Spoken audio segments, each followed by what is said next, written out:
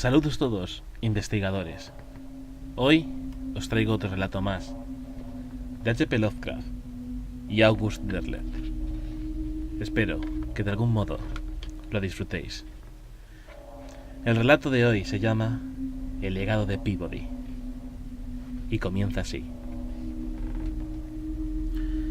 No conocía a mi bisabuelo, Asaph Peabody, a pesar de que tenía ya 5 años cuando él murió en su vieja y vasta propiedad al noroeste de Wilbraham, Massachusetts. Recuerdo vagamente que en mi niñez estuve allí, en la época en que el viejo estaba enfermo. Mi padre y mi madre subieron a su habitación, pero yo me quedé abajo, con la niñera, y nunca le vi.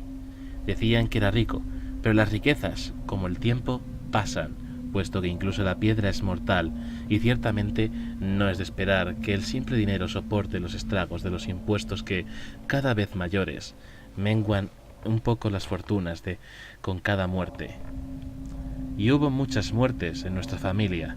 Después de la de mi bisabuelo en 1907, 2 de mis tíos murieron. A uno lo mataron en el frente oeste, el otro se hundió con el Lusitania. Como un tercero había muerto antes que ellos y ninguno de los 3 se había casado, la propiedad recayó, a la muerte de mi abuelo en 1919, sobre mi padre. Mi padre no era un hombre del campo, aunque casi todos sus antepasados lo fueron. No le atraía la vida rústica, y no le hizo ningún esfuerzo por interesarse en la propiedad que había heredado. Aparte de emplear el dinero de mi bisabuelo en algunas inversiones en Boston y en Nueva York. Mi madre tampoco sentía la menor atracción por la zona rural de Massachusetts. De todos modos, ninguno de los dos sentía que se pusiese en venta. Solo en una ocasión, al volver a casa de la universidad, oí proponerlo a mi madre, y mi padre cambió de tema. Recuerdo su repentina frialdad. No se me ocurre palabra más exacta para describir su reacción. Y su extraña referencia al legado Peabody y sus cuidadosamente medidas palabras. Mi abuelo predijo que uno de su sangre reivindicaría el legado. Mi madre preguntó desdeñosamente: ¿qué legado? ¿No lo gastó casi todo tu padre? A lo que mi padre no dio respuesta alguna, quedando la cosa en que existían buenas razones por las que la propiedad no podía venderse, como si alguna ley le prohibiese. Aun así, nunca iba por la propiedad.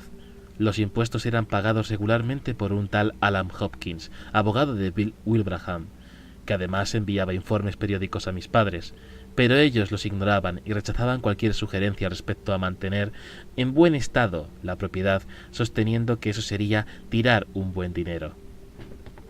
La propiedad estaba abandonada, y así continuó.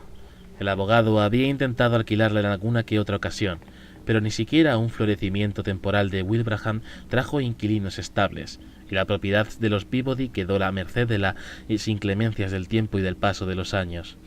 Se hallaba, por tanto, en un triste estado cuando la heredé yo, a la muerte de mis padres en accidente de automóvil, en el otoño de 1929. Con la llegada de la Gran Depresión se produjo una sensible pérdida en el valor de las propiedades. Decidí, pues, vender mi casa de Boston y acondicionar la de Wilbraham para vivir en ella.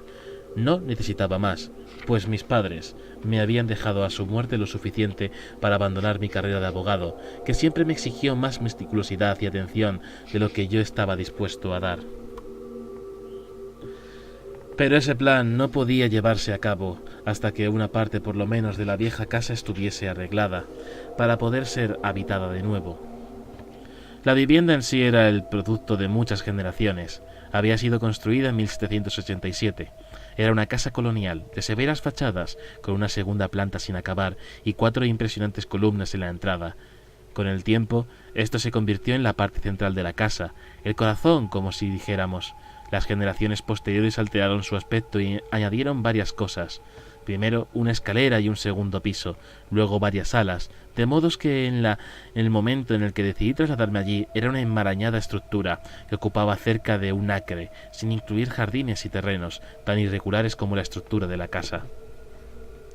Las severas líneas coloniales se habían amortiguado por obra y gracia del tiempo y de los posteriores constructores, pero respetuosos.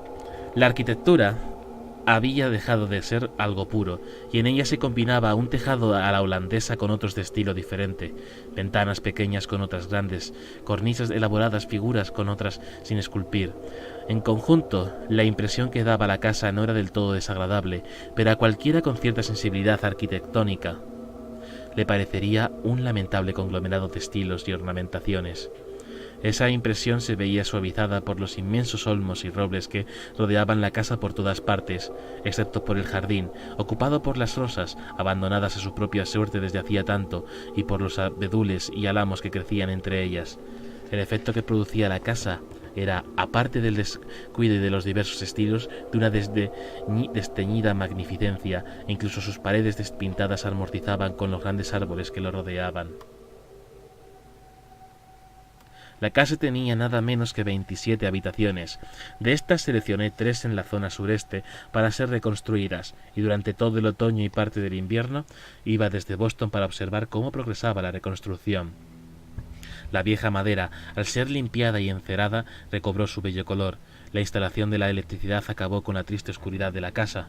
Solo el retraso de la instalación de agua corriente impidió que me trasladase a vivir allí antes del final del invierno. Solo el retraso de la instalación... El 24 de febrero pude instalarme definitivamente en la ancestral residencia de los Peabody. Durante un mes estuve ocupado con los proyectos de obras para el resto de la casa, y aunque en principio había pensado derribar algunas de las paredes añadidas en otras épocas y dejar simplemente la estructura inicial, pronto abandoné esta idea y decidí dejar la casa tal cual como estaba. Era evidente que en ella había un cierto encanto, debido indudablemente a la marca dejada por todas las generaciones que la habitaron, y el pozo de los acontecimientos que allí transcurrieron. La casa me atraía cada vez más, y lo que en principio fue un traslado temporal, pronto se convirtió en el deseo de establecerme allí para el resto de mi vida. Pero este ideal creció en proporciones tales que trajo consigo una desviación, alteró mis propósitos y me llevó hacia un rumbo que nunca había deseado tomar. Esta decisión fue la de trasladar los restos de mis padres, enterrados en Boston, al panteón familiar que se hallaba en una colina al alcance de la vista desde la casa, pero algo alejada del camino que limitaba la propiedad. Esto era solo el principio, pues tenía la intención de traer los huesos de mi tío que reposaban en algún lugar de Francia, y así reunir a cuantos pudiese de la familia en el ancestral terreno cercano de Wilbraham. Era una de esas cosas que se le ocurren a un solterón, que es a la vez un misántropo. En eso me había convertido en el corto espacio de un mes, rodeado de planos de arquitectos y de la tradición de la vieja casa, que estaba a punto de comenzar una nueva vida, una nueva era muy distinta de sus sencillos comienzos. Con el propósito de cumplir este plan, me dirigí un día al panteón familiar, con las llaves que me había dado el abogado de la casa. Ninguna de las partes del panteón era muy visible, y se exceptuaba la gran puerta, porque había sido excavado en una colina, y se hallaba casi rodeado y cubierto de árboles que habían crecido sin que nadie los hubiera rodeado durante mucho tiempo. La puerta, al igual que el panteón, había sido construida para que durase siglos. Eran casi tan viejos como la casa, y durante muchas generaciones todos los miembros de la familia Peabody, desde el viejo Jedediah, el primero en ocupar la casa, y a partir de él todos los demás, habían sido enterrados allí. La puerta ofreció cierta resistencia, ya que no se había abierto en años, pero al final cedió a mis esfuerzos y el panteón se abrió ante mí. Los 37 muertos de la familia yacían allí. Algunos de ellos, los primeros Peabody, se encontraban en nichos, pero ya en tan solo quedaban los restos de los ataúdes. En el de Jedediah no quedaba siquiera polvo para atestiguar que ataúd y cuerpo reposaron allí una vez. Estaba completamente vacío. Todos los ataúdes se hallaban en orden, excepto el que contenía el cuerpo de mi bisabuelo, Asaph Peabody. Este parecía estar curiosamente alterado. Sobresalía de la línea con respecto a los otros más recientes, de mi abuelo y de mi tío, que no yacían en un nicho propio, sino en un saliente de la pared en que estaban los nichos. Además, parecía que alguien había intentado levantar la tapa. Una de las bisagras estaba rota y la otra suelta. Intenté enderezar el ataúd de mi bisabuelo de modo instintivo, pero al hacerlo, la tapa se aflojó más aún y se movió ligeramente. Eso me permitió entrever todo lo que quedaba de Asaph Peabody. Pude observar que, por algún tremendo error, había sido enterrado boca abajo. No quería pensar, aún después de pasado tanto tiempo desde su muerte, que el viejo hubiese sido enterrado en un estado cataléptico y hubiese sufrido una angustiosa muerte en ese estrecho espacio en el que era imposible respirar. No quedaban más que huesos y restos de su vestimenta. De todos modos, me sentí en la obligación de alterar lo que se debía a error accidente. Quité la tapa del ataúd y, con respeto, di la vuelta a los huesos y cráneo, con objeto de que el esqueleto de mi abuelo estuviese en la posición correcta. Este hecho, que hubiese parecido horripilante bajo otras circunstancias, resultaba en ese momento algo natural. Con el panteón iluminado por la luz del sol, las sombras de los árboles jugueteaban en el suelo a través de la puerta abierta y no se sentía en un lugar desagradable. Pero había venido con la intención de asegurarme de que había sido sitio en el panteón, y me congratulé de que así fuese. Había suficiente para mis padres, para mi tío, si podían encontrarse sus restos en Francia, y finalmente para mí mismo. Me preparé, por lo tanto, para llevar a cabo mis planes. Dejé el panteón tras cerrar la puerta y regresé a la casa pensando en la forma y los medios para trasladar los restos de mi tío a su país de origen. Sin perder más tiempo, escribí a las autoridades de Boston para solicitar de ellas el permiso de desenterrar a mis padres para trasladar sus restos al panteón familiar. La singular cadena de acontecimientos que parecía centrarse alrededor de la vieja casa de los Peabody empezó. Creo recordar, a partir de aquella misma noche. Es cierto que ya había recibido una extraña advertencia de que algo podría ocurrir en la ruinosa casa. El viejo Hopkins, al entregarme las llaves, había insistido para que le dijese si en realidad estaba seguro de dar este paso, mientras recalcaba que la casa era un lugar solitario, que los vecinos no miraban con buenos ojos a los Peabody y que siempre hubo ciertas dificultades para retener allí a los inquilinos. Era uno de esos lugares a los que, dijo con cierto recelo, nadie va de picnic, nunca encontrará platos o servilletas de papel allí. Pero todo eso no era sino un montón de ambigüedades que el anciano no concretaba. Era evidente que había otros hechos, más reales, como la envidia de los vecinos hacia una propiedad de grandes dimensiones que, en otras manos, podía ser buena tierra de labranza. Mi propiedad abarcaba cerca de 40 acres, casi todo bosques y una tierra de campos atravesada por cercas, entre las cuales crecían hierbas y arbustos que servían de refugio a los pájaros. Habladurías de viejo, pensé, solidarizado con los agricultores vecinos, típicos norteños fornidos, que nada se diferenciaba de los Peabody, excepto en que habían trabajado la tierra más arduamente y quizás durante mucho más tiempo. Pero aquella noche, en que el viento de marzo silbaba entre los árboles, me obsesionó la idea de que no estaba solo en la casa. Hubo un sonido no precisamente de pasos, pero sí de algún movimiento en algún lugar del piso de arriba, un movimiento difícil de describir de alguien que se movía hacia adelante y hacia atrás, en un estrecho espacio. Recuerdo que subí y penetré en el oscuro recoveco al que llevaba la escalera y estuve atento de la oscuridad de arriba. El sonido parecía deslizarse por las escaleras. Algunas veces era un sonido definido, otras era un simple rumor. Estuve allí escuchando, tratando de identificar su procedencia, tratando de buscar alguna explicación racional, puesto que no lo había oído antes, y llegué a la conclusión de que la rama de algún árbol debía de rozar en la ventana hacia adelante y hacia atrás. Convencido de ello, regresé a mi habitación y no me preocupé más. No es que hubiese cesado el ruido, pero yo le había encontrado una explicación razonable. Menos razonables resultaron mis sueños de esa noche. No suelo soñar, pero esa noche fui literalmente asaltado por los más grotescos fantasmas oníricos. Impotente, me hallaba a merced de todo tipo de distorsiones en el tiempo y en el espacio, ilusiones sensoriales, junto a horripilantes visiones de una sombra que llevaba un sombrero negro y se acompañaba de una oscura criatura. Esto lo vi como a través de un cristal, pero envuelto en oscuridad. En realidad, no fue un sueño propiamente dicho, sino fragmentos de sueños de los que ninguno tenía principio ni fin, pero que me atraían a un extraño mundo desconocido para mí, como de una dimensión que no había apreciado antes en la realidad mundana, fuera de los sueños. Pero sobreviví a esa noche, intranquila, si bien algo cansado. Al día siguiente supe de un hecho interesante que me contó el arquitecto que vino a discutir mis planos para la remodelación de la casa. Era un hombre joven, no dado a extrañas creencias acerca de viejas casas, cosa frecuente en zonas rurales y aisladas. Al ver la casa nadie se imaginaría que hay en ella una habitación secreta. Bueno, escondida. ¿No es cierto?, dijo, mientras me mostraba los planos extendidos. ¿Y la hay?, le pregunté. Una especie de catacumba, dijo, para esconder a los esclavos fugitivos. Nunca la he visto, ni yo, pero mire aquí. En los planos que había logrado trazar a partir de los cimientos y habitaciones, tal como las conocíamos, me señaló un espacio ocupado en la pared norte del piso de arriba, la parte más vieja de la casa. Ninguna catacumba, ciertamente. No había habido ningún papista entre los Peabody. Sin embargo, quizá hubo esclavos fugitivos, pero de haber sido así, ¿cómo explicar la construcción de semejante sitio cuando aún no existía un número apreciable de esclavos que escaparan de Canadá? A Canadá. No, tampoco podría ser eso. ¿Cree que puede dar con el agujero? Pregunté.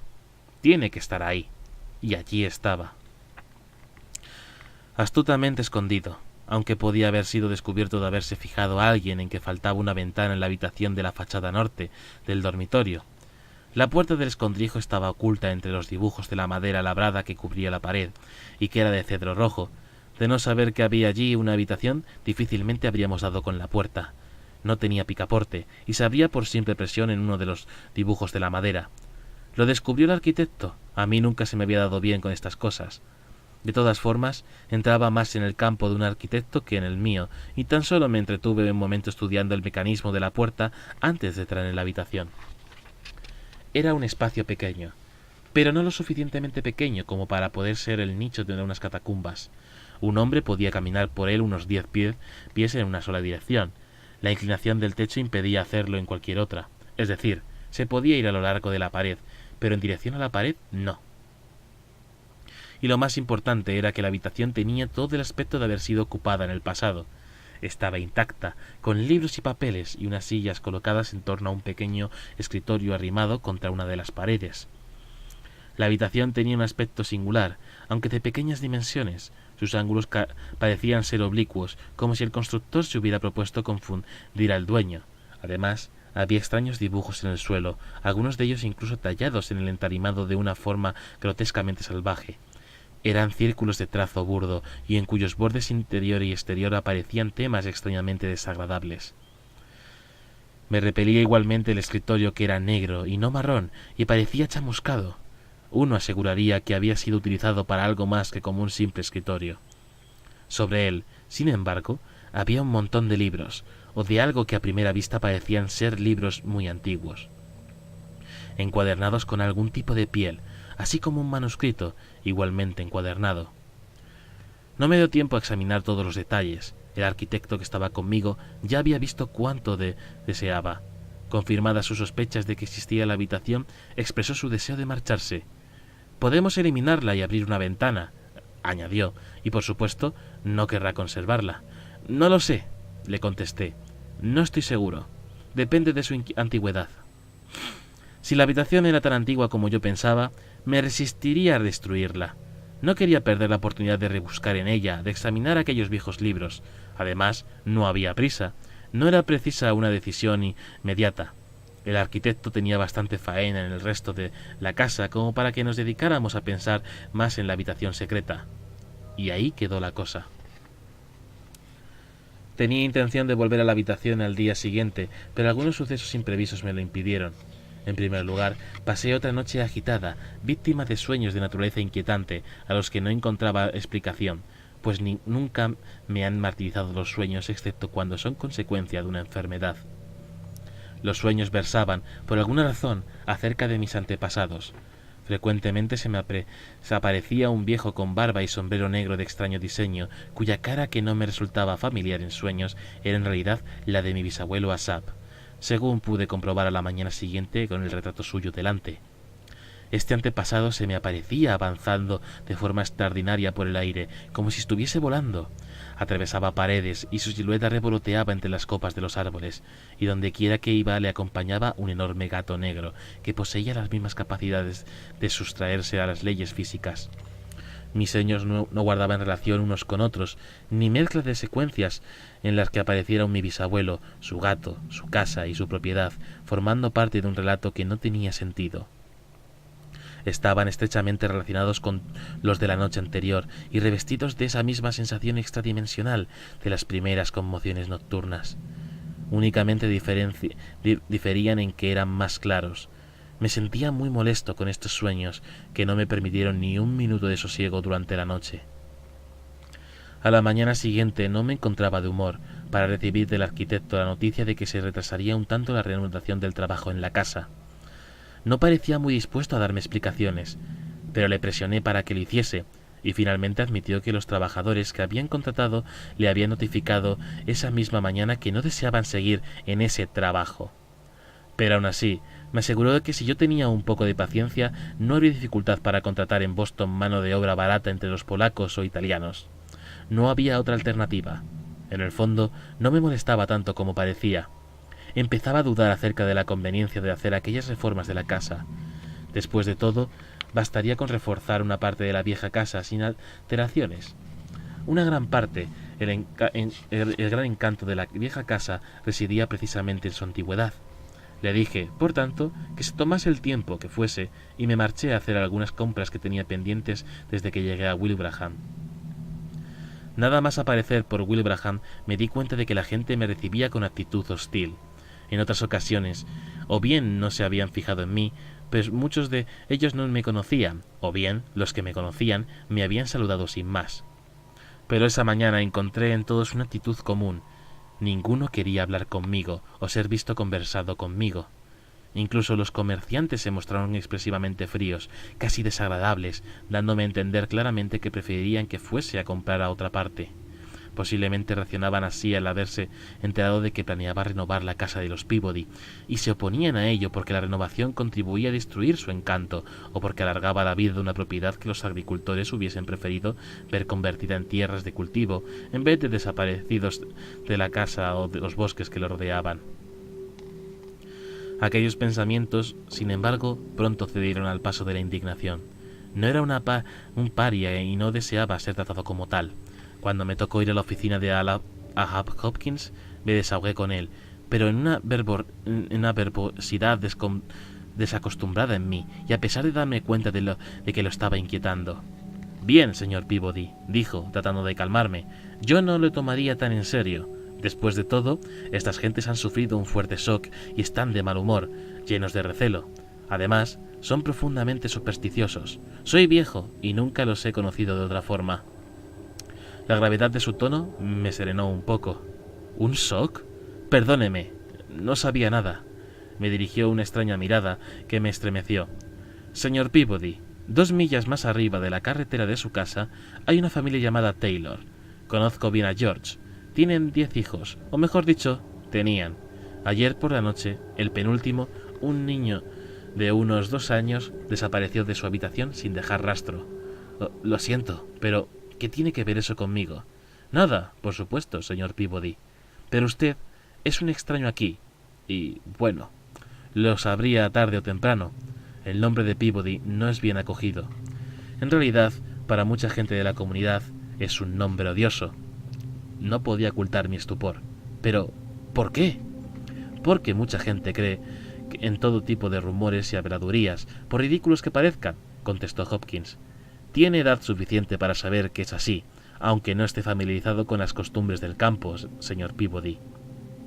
Circulaban todo tipo de historias extrañas acerca de su bisabuelo cuando yo era pequeño, y dado que mientras habitó en la casa hubo varias espantosas desapariciones de niños, de los que nunca se encontró rastro. Posiblemente exista una tendencia natural a relacionar estos dos hechos, un nuevo Peabody en la casa y un suceso que recuerda a otros relacionados con el Peabody que vivió allí. «¡Pero eso es monstruoso!», grité. «Sin duda», afirmó Hopkins con amabilidad casi perversa. «Pero es así. Además, estamos en abril. De aquí a la noche de Walpurgis falta menos de un mes». Sospecho que mi cara estaba tan inexpresiva que le desconcertó. «Oh, vamos, señor Peabody», dijo Hopkins con falsa jovialidad. «Imagine que estaba al corriente de que todos consideraban a su bisabuelo un brujo». Me marché de allí muy confundido. A pesar del asombro y de la rabia, a pesar de mi irritación por el modo en que la gente me había demostrado su desprecio y su miedo, me molestaba aún más la inquietante sospecha de que había una cierta lógica entre los acontecimientos de la noche anterior y los de aquel día. Había soñado con mi bisabuelo en términos muy extraños, y ahora oía hablar de él en términos mucho más expresivos. No disimulé mi descortesía con aquellos que, a mi paso, se volvían a mirarme. Me metí en el coche y me fui rumbo a casa. Allí se puso de nuevo a prueba mi paciencia. Clavado en la puerta principal, un aviso cruel, un trozo de papel en el que algún vecino grosero y malintencionado había escrito a lápiz: «Lárgate, si no». O mejor dicho, «Lárgate, o si no». Posiblemente, a causa de esos lamentables sucesos, las pesadillas me molestaron aquella noche más en las precedentes, excepto en un detalle: había más continuidad en las escenas que transcurrían mientras yo dormía profundamente. Era también mi bisabuelo, Asaph Peabody, el que aparecía en mis sueños, pero su aspecto era ahora tan siniestro que resultaba amenazador. Su gato se movía a su lado con el pelo del cuello erizado, las puntiagudas orejas tiesas y la cola levantada, una monstruosa criatura que se deslizaba o volaba a su lado o detrás de él. Llevaba algo blanco al color de la piel, pero mi lóbrego y oscuro sueño no me permitió ver lo que era. Atravesó bosques, cruzó campos, pasó entre los árboles, viajaba por estrechos pasadizos, y una de las veces estoy seguro de que se hallaba en un panteón o una tumba. Pude reconocer también algunas partes de la casa, pero no estaba solo en los sueños, le acompañaba siempre, en el fondo, un difuminado pero monstruoso hombre negro. No un negro, sino un hombre de negrura, tal que era literalmente más oscuro que la noche, pero con llameantes ojos, como si fueran de fuego. Había toda una serie de extrañas criaturas alrededor del viejo hombre: murciélagos, ratas, horrendos y pequeños seres medio humanos, medio ratas. Además, tuve algunas alucinaciones al mismo tiempo, ya que de vez en cuando, entre las imágenes, me parecía oír un llanto ahogado, como si un niño estuviese sufriendo, y al mismo tiempo una horrenda carcajada y una voz que entonaba: «Asaph será otra vez, Asaph crecerá otra vez». Cuando finalmente desperté de esas interrumpidas pesadillas, amanecía, y podía jurar que se mantenía en la habitación y retumbaba en mis oídos el llanto del niño, como si proveniese de las mismas paredes. No dormí más, pero me quedé tumbado en la cama, con los ojos abiertos, preguntándome qué ocurriría la próxima noche, y la siguiente, y la siguiente. La llegada de los trabajadores polacos de Boston me distrajo temporalmente de los sueños. Eran hombres inexpresivos y callados. El jefe, un hombre fuerte llamado John Cierciorka, trataba con displicencia y despotismo a los hombres que tenía a sus órdenes. Musculoso, de cerca de 50 años, seguía que los otros 3 hombres obedecieran sin dudar a su mandato, como si le temiesen. Le había dicho al arquitecto que no podían venir hasta dentro de una semana, pero se había retrasado el otro trabajo, y aquí estaban. Habían venido de Boston tras haber enviado un telegrama al arquitecto, pero tenían en su poder los planos y sabían cuál era su tarea. Lo primero que hicieron fue quitar el yeso de la pared norte de la habitación, que estaba justamente debajo de la habitación secreta. Tenían que trabajar con cuidado, porque no podía tocarse la pared maestra que soportaba la segunda planta. El yeso, según pude observar, era de aquel antiguo que se preparaba a mano, y había que quitarlo antes de poner una nueva capa. Se había descolorido y cuarteado con los años, de modo que la habitación era prácticamente inhabitable. Lo mismo había que hacer con la esquina de la casa que ahora ocupaba yo, pero como había introducido allí muchos cambios, les llevaría más tiempo. Observé el trabajo de aquellos hombres durante un rato y ya me había acostumbrado al ruido de los golpes cuando, de pronto, se pararon. Esperé un momento y luego me dirigí al hall. Tuve el tiempo suficiente para verlos agrupados frente a la pared, persignarse supersticiosamente, apartarse un poco y salir corriendo de la casa. Al pasar delante de mí, Cierciorka me lanzó una parrafada de horror y furia. Pocos momentos después ya no estaban en la casa, y mientras yo permanecía clavado en el suelo, pude oír que su coche se ponía en marcha y se alejaba de mi propiedad. Sumido en confusiones, me dirigí al lugar en que habían estado trabajando. Habían picado bastante yeso, algunas de sus herramientas estaban aún esparcidas por el suelo. Habían dejado al descubierto una parte de la pared y todo el montón de detritus que, a lo largo de los años, se había acumulado allí. Hasta que me acerqué a la pared, no pude ver lo que ellos vieron. Entonces comprendí lo que les había hecho salir de allí empavorecidos y lanzando imprecaciones. en la base de la pared, entre amarillentos papeles que, a pesar de haber sido medio roídos por los ratones, conservaban aún signos cabalísticos, y entre instrumentos de muerte y destrucción, cortos y afilados cuchillos oxidados por los que debió ser la sangre, se veían los pequeños cráneos y huesos de por lo menos 3 niños. Me quedé estupefacto. Pensaba en la estúpida superstición que había oído el día anterior de boca de Ahab Hopkins y que ahora adquiría un siniestro significado. Eso fue cuanto pensé en aquel momento. Los niños desaparecían bajo el imperio de mi bisabuelo. Era sospechoso de brujería, de entregarse a ceremonias en las que el sacrificio de niños pequeños desempeñaba un papel primordial. Ahora, aquí dentro de las paredes de la casa, se encontraban los restos de unos niños, los que apoyaban las sospechas de la gente respecto a sus actividades inicuas. Una vez pasado mi estupor inicial, pensé que debía actuar sin pérdida de tiempo. Si alguien tuviese noticia de este hallazgo, mi estancia aquí estaría teñida de horrible amargura a causa de los vecinos temerosos de Dios. Sin dudarlo más, corrí a buscar una caja de cartón. En el muro recogí todos los vestigios de huesos que pude encontrar y llevé esta horrible carga al panteón familiar, donde vacié los huesos en el nicho que una vez contuvo los restos de Jedediah Peabody, convertidos en polvo por el tiempo. Afortunadamente, los pequeños cráneos se pulverizaron, y quien rebuscara allí solo encontraría los restos de alguien muerto mucho tiempo atrás. Solo un experto sería capaz de determinar la procedencia de aquellos huesos que no habían llegado a deshacerse tanto como para eliminar toda posibilidad de identificación. Cuando los trabajadores polacos dijesen algo al arquitecto, yo lo negaría rotundamente. No ocurriese tal cosa era un vano temor por mi parte, pues los asustados polacos nunca dijeron al arquitecto por qué razón habían dejado su trabajo. No esperé a conocer los hechos a través del arquitecto, que ya se encargaría de buscar a alguien que se ocupase de continuar el trabajo. Guiado por un instinto que ignoraba poseer, me dirigí a la habitación secreta con una potente linterna, decidido a someterla a la más exhaustiva investigación. Casi de repente, al entrar, hice un escalofriante descubrimiento. Aunque las huellas que habíamos dejado el arquitecto y yo cuando estuvimos en la habitación eran aún reconocibles, había otras, más recientes, reveladoras de que alguien o algo había estado en esa habitación después de haber estado yo en ella. Las huellas se distinguían claramente, las de un hombre descalzo e, igualmente inconfundibles, las huellas de un gato. Pero no era esta la más terrorífica evidencia de la siniestra ocupación. Provenían del ángulo nordeste de la extraña habitación, de un punto en el que era imposible para un hombre estar de pie y casi imposible para un gato. Pero allí estaban, y desde ese punto avanzaban en dirección al escritorio negro, donde había algo mucho peor, aunque no me percaté de ello hasta toparme con el escritorio en mi intento de seguir las huellas.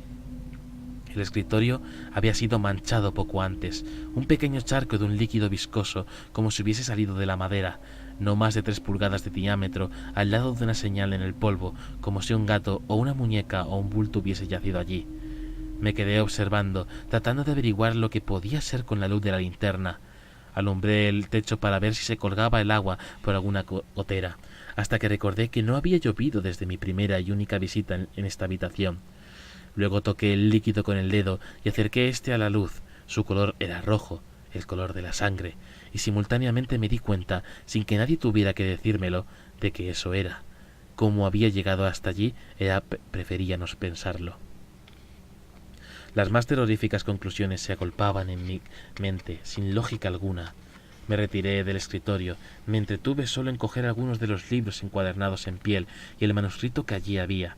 Con esto en las manos me fui hacia otros espacios donde las habitaciones no estaban construidas en ángulos extraños que sugerían dimensiones desconocidas para la humanidad. Me fui, casi con cierto sentido de culpabilidad, hacia mi habitación, apretando los libros cuidadosamente contra mi pecho. Extrañamente, al abrir los libros tuve el presentimiento de que conocía su contenido, y no los había visto antes, ni, si mal no recuerdo, tampoco había oído títulos como Maleus Maleficarum y el Daemoninaitas y Sinastrari. Trataban de brujerías, con todo tipo de hechizos y leyendas, de la destrucción de brujos con el fuego y de sus medios de trasladarse de un sitio a otro. Entre sus principales virtualidades está la del transportarse corporalmente de un lugar a otro. Engañados por las falsas apariencias y los fantasmas de los demonios, cabalgan por las noches, según ellos creen, y afirman montados sobre ciertas bestias, o simplemente caminan por el aire en los espacios construidos para ellos y para nadie más. El mismo Satanás engaña en sueños a la mente que tiene prisionera, llevándola por el camino del mal. Ellos toman el ungüento, fabricado según instrucciones del demonio con miembros de niños, particularmente de aquellos que ellos mismos han matado, y untan en él una silla o una escoba. De este modo, inmediatamente se elevan en el aire, y ya sea de día o de noche, y visibles, si lo desean, o invisibles. No leí nada más de esto, y seguí con Sinistrari. Al rato, mi mirada cayó sobre este inquietante pasaje. Promitunt diabolo statis temporabus sacrificia et oblitationes singulis quim decim diebus vel singulo menses altem mencenali cujus infantis aut mortale benefiticum et singulis leb domalis alia mala indamum humani generis ut grandies tempestates incendia mortem animalium. Se exponía cómo los brujos deben realizar con cierta frecuencia el asesinato de un niño o cualquier otro acto homicida de hechizamiento. Su sola lectura me llenó de indescriptible sensación de alarma y como consecuencia me limité a mirar por encima de los otros libros que había traído. El Vitae Sophistarum de Eunapius, de Natura Daemonum de Anania, Fuga Satanae de Stampa, Discours der Sociers de Bouguer y otro volumen sin título de Olaus Magnus, encuadernado en una piel suave y negra, que más tarde me di cuenta de que era piel humana. La simple posesión de estos libros significaba algo más que una mera curiosidad en las artes de la brujería. Era una explicación tan evidente de las creencias supersticiosas relacionadas con mi bisabuelo y comentadas en Wilbraham y sus contornos, que comprendí al instante por qué habían persistido durante tanto tiempo. Pero tenía que haber algo más, porque poca gente podía conocer la existencia de estos libros. ¿Qué más? Los huesos en la pared debajo de la habitación secreta establecieron una conexión entre la casa de los Peabody y los crímenes que habían quedado sin resolver durante años. Sin embargo, nadie conocía su existencia. Tenía que haber algún hecho en la vida de mi bisabuelo que estableciese aquella relación en la mente de sus vecinos, aparte su vida recluida y su fama de mezquino, que me era conocida. No parecía existir la clave que resolvería el rompecabezas entre aquellos objetos encontrados en las habitaciones secretas, pero podía quizás haber algo en la Gazette de Wilbraham, que estaba a la disposición de cualquiera en la biblioteca pública. Y así, media hora después me hallaba entre las montañas de periódicos de aquel centro, a la busca de ejemplares atrasados de la Gazette. Llevaba tiempo, ya que tenía que mirar todos los ejemplares publicados a lo largo de los últimos años de la vida de mi bisabuelo. No estaba seguro de hallar lo que buscaba aunque los periódicos de aquella época estaban menos obstaculizados por restricciones legales que los de mi tiempo. Busqué durante una hora sin encontrar referencia alguna a Asaph Peabody. Me entretuve leyendo algunos relatos de acciones violentas perpetradas principalmente sobre niños pequeños de la vecindad de la casa de Peabody. Invariablemente los relatos iban acompañados de editoriales en los que se hacía referencia al animal que se decía era una especie de gran criatura negra y según se había dicho de diferentes tamaños y algunas veces como un gato y otras tan grande como un león. Sin duda, esas variantes eran consecuencia de la imaginación de los testigos, principalmente niños menores de 10 años, víctimas de mordiscos y zarpazos de los que habían escapado. Con más fortuna que aquellos otros menores desaparecidos periódicamente, sin dejar rastro, durante el año 1905. Pero no había mención alguna de mi bisabuelo, nada hasta el año de su muerte. Entonces, y solo entonces, el editor de la Gazette imprimió lo que seguramente constituía las creencias comunes acerca de Asaph Peabody. Asaph Peabody se ha ido. Se le recordará por mucho tiempo. Hay algunos entre nosotros que le hemos atribuido poderes pertenecientes a eras pretéritas más que a nuestros tiempos. Había un Peabody entre los condenados a la hoguera en Salem, y era de Salem de donde vino Jedediah Peabody y construyó su casa cerca de Wilbraham. Las supersticiones no pueden someterse al patrón de una lógica. Quizás sea mera coincidencia que el gato negro de Asaph Peabody no se haya vuelto a ver desde su muerte, del mismo modo que el siniestro rumor que circula y según el cual los restos mortales de Peabody no han sido expuestos antes del entierro porque los tejidos de su cuerpo han sufrido una alteración o porque el amortajado hubo alguna irregularidad que ha desaconsejado dejar el ataúd abierto antes del entierro. puede no ser más que una maledencia popular, y también son habladurías de viejas creer que un brujo debe ser enterrado boca abajo sin ser jamás turbado, salvo para ser quemado por el fuego. Qué modo tan extraño y evasivo de escribir, pero me decía mucho, desgraciadamente, mucho más de lo que esperaba encontrar. Habían considerado al gato de mi bisabuelo como su familiar, pues todo brujo tiene un demonio particular, bajo cualquier forma exterior que quiera adoptar. ¿Qué cosa más natural que confundir al gato de mi bisabuelo con su familiar, ya que en vida había sido su compañero constante del mismo modo que lo que es en mis sueños cuando aparece el viejo? Lo que más me molestaba del artículo era la referencia al entierro, pues yo estaba enterado de algo que el editor no podía saber, que Asaph Peabody había sido enterrado boca abajo, y sabía más, que no debía haber tocado su cuerpo, y sin embargo lo había hecho, y sospechaba, aún más, que algo caminaba por la casa de los Peabody, en mis sueños, sobre el campo, por los aires. Esa noche volví a soñar. Acompañaba a los sueños una capacidad de oír tan agudizada que me parecía estar escuchando sonidos cacofónicos de otras dimensiones. De nuevo mi bisabuelo hacía de las suyas, pero esta vez parecía que su familiar, el gato, se paraba algunas veces, giraba la cabeza y me miraba con una torcida y triunfante mueca en su cara maligna. Vi al viejo con sombrero negro y vestimenta negra y larga, que caminaba por los bosques y atravesaba la pared de una casa, adentrándose en una habitación oscura y con pocos muebles. Aparecía entonces ante un altar negro donde el hombre negro esperaba el sacrificio, demasiado repelente para ser mirado, y sin embargo no tuve otro remedio que mirar, pues era tan intensa la fuerza de mis sueños que me impulsaba a enfrentarme con tan diabólicos hechos. Y le vi a él, y a su gato, y al hombre negro otra vez, ahora en medio de un espeso bosque, lejos de Wilbraham, junto con otras gentes, ante un gran altar al aire libre, para celebrar la misa negra y las orgías que venían a continuación. Pero no era siempre así de claro.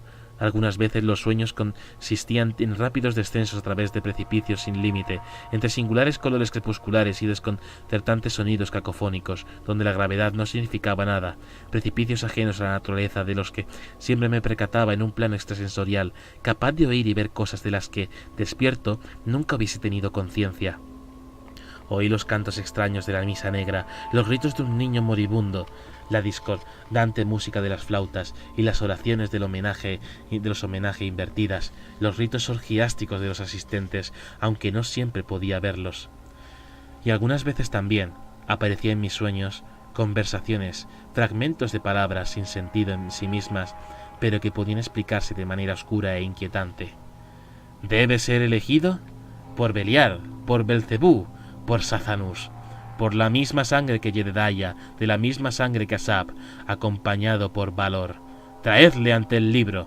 Entonces tuve uno de esos curiosos fragmentos de sueños en los que yo parecía tomar parte, particularmente uno en el que era llevado, alternativamente por mi bisabuelo y por el gato. Hacía un libro encuadernado de negro en el que estaban escritos nombres con letras de fuego, con el santo y seña en sangre, y en el que se me indicó que firmase, mientras mi bisabuelo guiaba mi mano, y el gato, a quien había oído llamar Valor por Asaph Peabody, tras clavar sus pezuñas en mi muñeca, para que sangrase y pudiese mojar en ella la pluma, bailaba y hacía cabriolas. Había en ese sueño algo que me parecía extremadamente unido a la realidad. El camino del bosque hasta el lugar del encuentro discurría cerca de un terreno pantanoso, y caminábamos por el barro negro, entre lodazales fétidos, con un sepulcral olor a podrido. Me hundí en el barro repetidas veces, mientras mi bisabuelo y el gato parecían flotar. Por la mañana, cuando finalmente me desperté, después de haber dormido más de lo normal, encontré sobre mis zapatos, que dejé limpios al acostarme, una capa del barro negro que había aparecido en mis sueños. Me levanté de la cama en cuanto los vi, y seguí las huellas marcadas en el pavimento con bastante nitidez. Las seguí fuera de la habitación, escaleras arriba, y conducían a la habitación secreta del segundo piso, y una vez allí, iban inexorablemente en dirección a aquel misterioso ángulo. De allí habían surgido las famosas huellas que se adentraban en la habitación. No podía creerlo, pero mis ojos no me engañaban.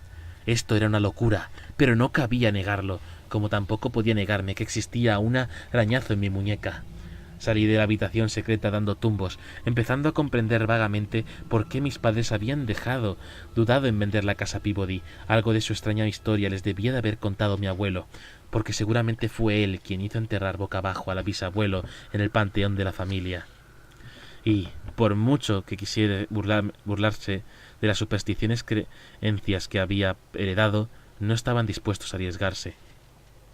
Comprendí también por qué no se quedaban mucho tiempo los inquilinos. La casa misma era una especie de foco que traía fuerzas ajenas y a la comprensión y control de los seres humanos. Yo sabía que me había infectado ya con el hálito de la vivienda y en cierto modo era prisionero de la casa y de su maligna historia. Busqué la única senda que podía conducirme a alguna información, el manuscrito del diario llevado por mi bisabuelo. Me dirigí a él, sin desayunar siquiera, y pude ver que se trataba de una secuencia de notas tomadas con letra fluida, junto con recortes de cartas, periódicos, revistas e incluso de libros que él había considerado de interés. Estos no guardaban mucha relación, aunque todos trataban de acontecimientos inexplicables que, incluso a juicio del bisabuelo, debían tener algo que ver con la brujería. Sus anotaciones eran cortas, pero reveladoras. Hice lo que tenía que hacer hoy. J. Vuelve a tener carne. Es increíble. Por eso es parte del saber. Una vez se da la vuelta, todo empieza de nuevo. El familiar vuelve, y el barro recobra un poco de forma con cada nuevo sacrificio. El darle la vuelta ahora sería inútil. Solo está el fuego. Y en otro lugar, algo en la casa. ¿Un gato? Lo veo, pero no puedo cogerlo. Definitivamente es un gato negro. ¿De dónde ha venido? No lo sé. Pesadillas. 2 veces en una misa negra. En el sueño, el gato me llevó hacia el libro negro. Firmé. En el sueño, una diablillo llamada Valor, muy hermoso, me explicó en qué consistía su servidumbre. Y poco después, Valor vino hoy hacia mí. Nunca hubiese dicho que era el mismo. Es un gato tan hermoso como lo era el joven diablillo. Le pregunté si bajo esa misma forma había servido a J.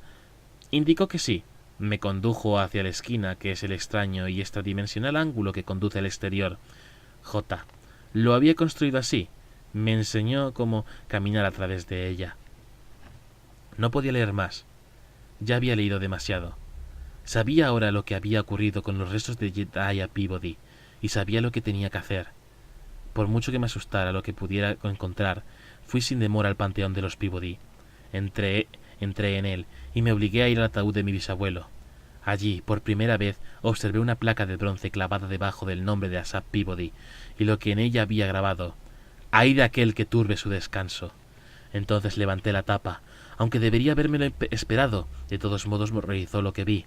Los huesos que había visto con anterioridad estaban muy modificados. Lo que no había sido más que huesos, y todos de huesos, polvo y jirones de ropa, había sufrido una espantosa metamorfosis. La carne empezaba a crecer otra vez en los restos de mi bisabuelo, Asaph Peabody, carne que provenía del mal, que empezaba a revivir gracias al mal desde que yo inocentemente había dado la vuelta a sus restos mortales. Y esa otra cosa dentro de su ataúd, el pobre, espeluznante cuerpo de aquel niño que había desaparecido de la casa de George Taylor hacía menos de 10 días, y que ya tenía una apariencia de piel endurecida, acartonada, como si hubiese sido vaciado y parcialmente momificado. Huí del panteón, anodado por el terror, pero solo para hacer la hoguera que necesaria encender. Trabajé con rapidez, por si alguien me sorprendía, aunque sabía que la gente había rehuido a la casa de los Peabody durante mucho tiempo. Una vez hecho esto, saqué el ataúd de Asaph Peabody y su contenido y lo deposité en la hoguera, igual que muchos años antes había hecho. Asaph con el ataúd de Jedediah y su contenido. Me quedé contemplando cómo se consumía el féretro y lo que había dentro. Fui el único en oír el desapacible y espeluznante lamento que surgió de las llamas, como el fantasma de un grito. Durante toda esa noche continuaron encendidas las brasas de la hoguera. Las veía desde la ventana de la casa, y dentro vi algo más. Un gato negro que entró por la puerta de mi habitación y que me miraba torvamente. Recordé el camino pantanoso que había tomado, las huellas en el barro y el barro en mis zapatos. Recordé el arañazo en mi muñeca y el libro negro en el que había firmado, al igual que había firmado Asaph Peabody. Me volví hacia donde estaba el gato entre las sombras y lo llamé suavemente. «Valor». Se acercó y se sentó sobre sus patas traseras en el umbral de la puerta. Cogí el revólver del cajón de mi mesa y le disparé. Siguió mirándome. No movió ni un solo músculo. Valor, uno de los demonios menores. Este era, entonces, el legado de Peabody. La casa, los terrenos, los bosques, eran únicamente los aspectos más materiales y superficiales de los ángulos extradimensionales de la habitación secreta, el camino del pantano, las firmas en el libro negro. Y ahora me hago una pregunta. ¿Quién, cuando esté muerto y sea enterrado como los otros, me dará la vuelta? Buenas noches.